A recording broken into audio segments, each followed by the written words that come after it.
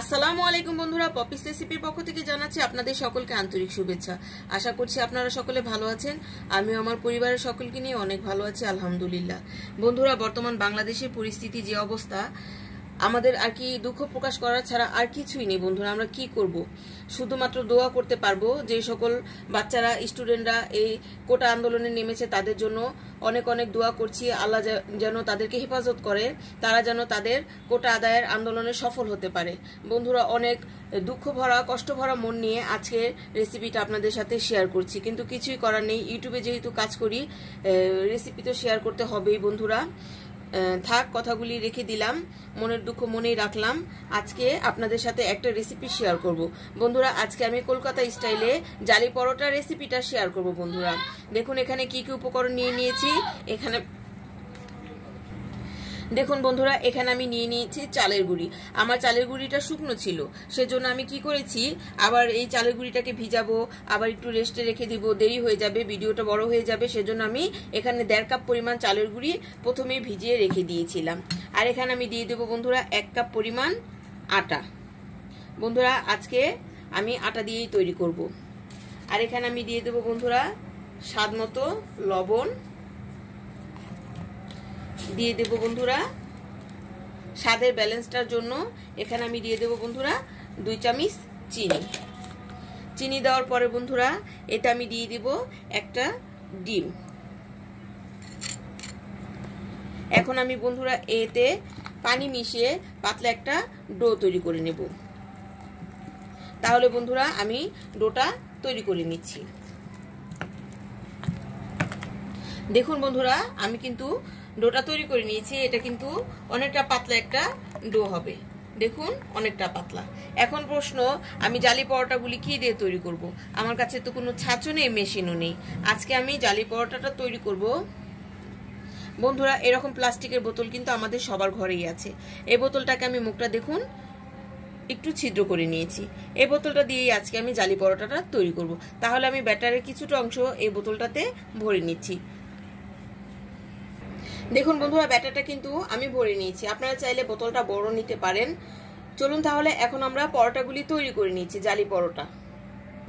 দেখুন বন্ধুরা, চুলাতে আমি ননস্টিকের একটা প্যান বসিয়ে দিয়েছি। আপনারা এই কাজটা চাইলে তাওয়াতেও করে নিতে পারেন। আর আমি একটু তেল ব্রাশ করে দিয়েছি। এখন এই যেখান থেকে ব্যাটারটা নিয়ে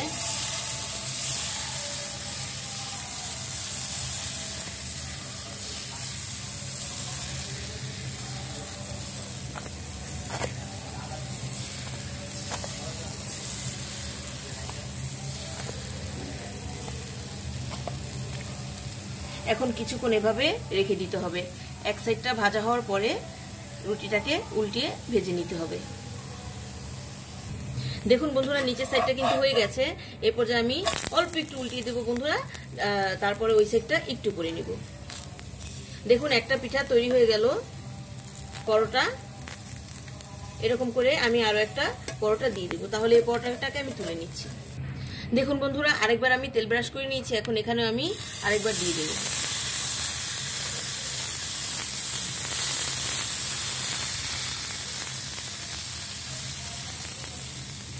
দেখুন বন্ধুরা, এই পরোটাটা মাশাআল্লাহ কত সুন্দর হয়েছে।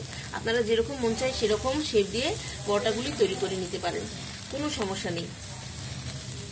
বন্ধুরা, পরোটাগুলি দেখতে যেরকম সুন্দর, খেতে কিন্তু দারুণ হয়। দেখুন, আমি এক সাইড করে নেব। প্রথমে নিচের সাইডটাকে ভেজে নিচ্ছি, তারপর উল্টিয়ে অপর সাইডটাকে ভেজে নেব। একই পদ্ধতিতে বন্ধুরা সবগুলি পরোটা আমি তৈরি করে নেব। তাহলে সবগুলি পরোটা তৈরি করে নিচ্ছি, তারপর আপনাদেরকে পরিবেশন করে দেখাচ্ছি। দেখুন বন্ধুরা, এই পরোটাটাকে উল্টিয়ে নিয়েছি। একই পদ্ধতিতে বন্ধুরা আমি সবগুলি পরোটা ভেজে নেব, তারপর আপনাদেরকে পরিবেশন করে দেখাচ্ছি। দেখুন বন্ধুরা, তৈরি করে নিলাম জালি পরোটা। বন্ধুরা, এই পরোটাগুলি দেখতে কিন্তু খুব সুন্দর হয় আর অনেক সফট হয়।